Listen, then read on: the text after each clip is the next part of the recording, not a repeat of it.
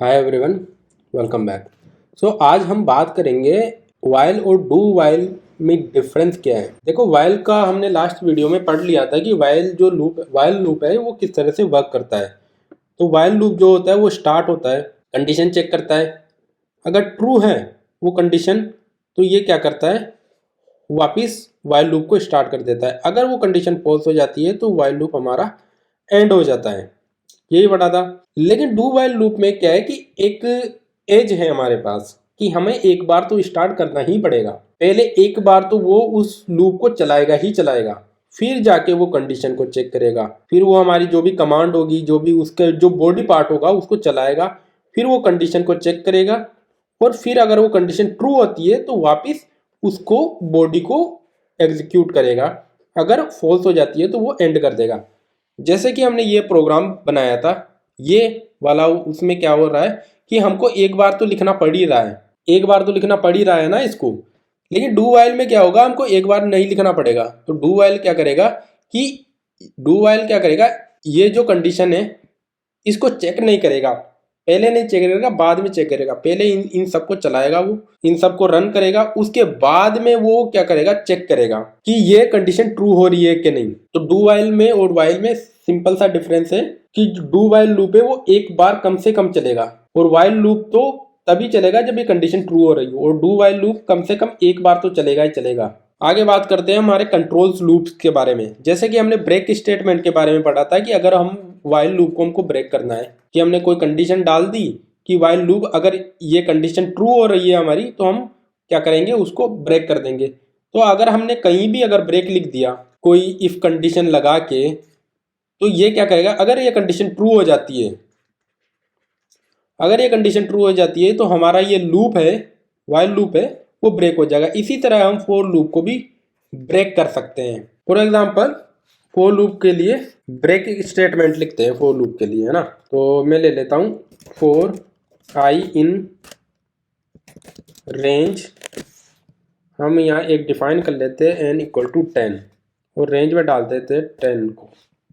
ठीक है, अगर मैं यहाँ पर इवन नंबर आ जाता है हमारा आई, इवन नंबर है आई, तो ये लूप वो ब्रेक कर देगा। तो मैं प्रिंट करता हूँ पहले इसको, आई को।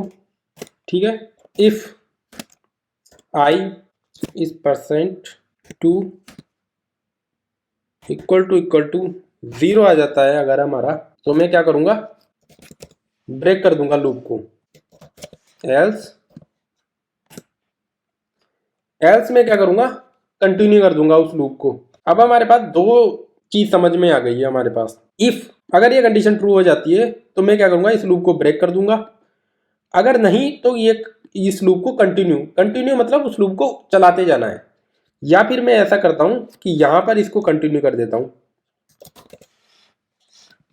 यहां पर कंटिन्यू कर देता हूं, और ये कर देता हूं ब्रेक। ठीक है, आई की वैल्यू अगर हमारी जो आई है वो इवन नंबर आ जाता है ना, तो मैं क्या करूंगा, कंटिन्यू कर दूंगा। और ओड नंबर आएगा तो मैं क्या करूंगा, ब्रेक कर दूंगा। रन करता हूं उसको, तो इसने 0 और 1 ही प्रिंट किया। अब क्यों किया, अब इसने ये 0 और 1 प्रिंट कैसे किया उसको समझते हैं।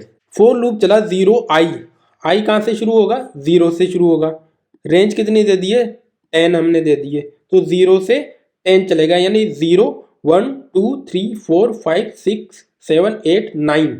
आई की वैल्यू इस तरह से बढ़ेगी, 9 तक जाएगी आई की वैल्यू। इनिशियली जब इसने स्टार्ट किया फोर लूप को, तो आई की वैल्यू क्या थी, हमारे पास 0 थी, 0 थी। फिर इसने क्या किया, एक से 0 आते ही ये यहाँ गया और इसने प्रिंट में आई की वैल्यू को 0 प्रिंट कर दिया। यहाँ पर 0 चेक किया, तो यहाँ पर 0 क्या है, हमारा इवन नंबर है। इवन नंबर है तो इसने क्या किया, ये कंडीशन ट्रू हो गई, तो इसने जो लूप है यहाँ पर हमने क्या लिखा, कंटिन्यू, तो हमने लूप को कंटिन्यू करवा दिया, तो ये वो वापस गया।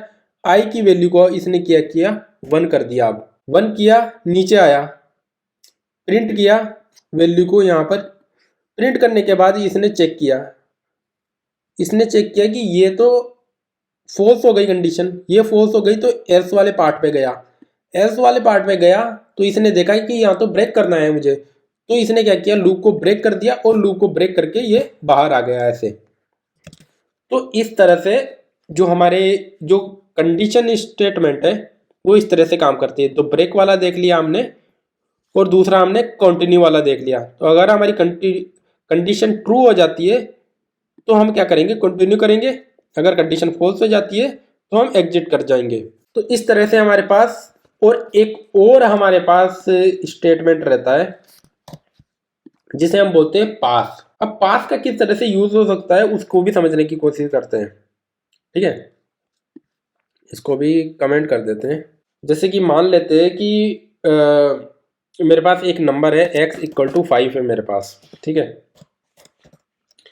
और मैंने एक स्टेटमेंट लिखा if x is greater than 10, तो मैं क्या करूंगा, पास करूंगा। मैं क्या करूंगा, उसको पास कर दूंगा। पास का मतलब ये है कि अभी इसमें हमको कुछ नहीं करना है, इस वाले पार्ट में कुछ भी नहीं करना है हमको। और यहां पर हम प्रिंट कर देंगे x is not greater than 10, क्योंकि 5 है वो 10 से तो बड़ा है नहीं। तो इसने क्या किया, अब ये कंडीशन तो फॉल्स हो गई, ये कंडीशन तो फॉल्स हो गई, तो वो इस वाली कंडीशन में इस यहाँ पर आ गया। तो यहाँ पर अगर मैं 3 ले लेता हूँ, और सपोज मैं 3 ले लेता हूँ, तो अब ये क्या करेगा, ये कंडीशन हो जाती है ट्रू, कंडीशन ट्रू हो गई। अब ये क्या करेगा, पास। पास का मतलब है कुछ भी मत करो। अब इसमें पास का मतलब है हमें कुछ भी नहीं करना है। इफ स्टेटमेंट के अंदर गया, अगर हमको कुछ भी नहीं करना होता है तो हम पास लिख देते हैं उसको। तो इसने कुछ किया ही नहीं, कुछ भी नहीं किया, कुछ भी प्रिंट कुछ नहीं किया। तो पास तब यूज आता है जब हमको कुछ नहीं करना होता है। अब पास का एक और एग्जांपल देखते हैं। मान लेते हैं कि मेरे पास एक लिस्ट है। ठीक है, एक लिस्ट बना लेता हूं मैं, उसमें मैंने कुछ कैरेक्टर्स डाल देता हूं ABCD। इस तरह से मैंने कैरेक्टर डाल दिए ABCDE। अब मैं लिखता हूं फॉर लूप के अंदर इसको, फॉर आई इन लिस्ट। आई क्या है, हमारा इटरेटर है, और वो लिस्ट को ट्रेवर्स करेगा। लिस्ट, जब हम फॉर लूप पढ़ रहे थे तब हमने समझा था इसको कि किस तरह से आई हमारा काम करता है, राइट। अब हम क्या करते हैं कि इफ, अब हम मेरे को सी प्रिंट ही नहीं करवाना है। मैं चाहता हूं कि मेरा एक प्रोग्राम है जो इसमें लिस्ट को, सारे कैरेक्टर को जाके पढ़े और सी को प्रिंट ना करे, बाकी सब प्रिंट कर दे। तो वो कैसे कर सकते हैं, इफ जो मेरा आई है वो इक्वल टू अगर वो सी के बराबर हो जाता है तो मैं क्या करूंगा, पास कर दूंगा, कुछ नहीं करना है मेरे को। अगर वो सी के बराबर नहीं है तो मैं क्या करूंगा, प्रिंट कर दूंगा। अब ये क्या करेगा, आई पहले शुरू करेगा ए से, चेक करेगा, फॉल्स कंडीशन प्रिंट करेगा। आई फिर बी करेगा, आई की वैल्यू क्या हो जाएगी बी, फॉल्स कंडीशन प्रिंट करेगा। आई की वैल्यू क्या हो जाएगी सी, तो ये क्या करेगा, पास कर देगा। फिर आई की वैल्यू डी हो जाएगी, फॉल्स कंडीशन प्रिंट करेगा। आई की वैल्यू ई हो जाएगी, फॉल्स कंडीशन प्रिंट करेगा। तो इसने क्या किया, ए बी डी ई, सी को स्किप कर दिया। तो इस तरह से हम पास जो हमारा स्टेटमेंट है, पास जो हमारा कंडीशन स्टेटमेंट है उसको यूज कर सकते हैं। तो इस तरह से हमने क्या क्या पढ़ लिया, हमने फॉर लूप पढ़ लिया, हमने वाइल लूप पढ़ लिया, और हमने कंट्रोल पढ़ लिए, लूप कंट्रोल पढ़ लिए, पास पढ़ लिया, पास स्टेटमेंट पढ़ लिया, कंटिन्यू पढ़ लिया। So that's all about this video. Next जो वीडियोस है उसमें हम फंक्शंस के बारे में पढ़ेंगे।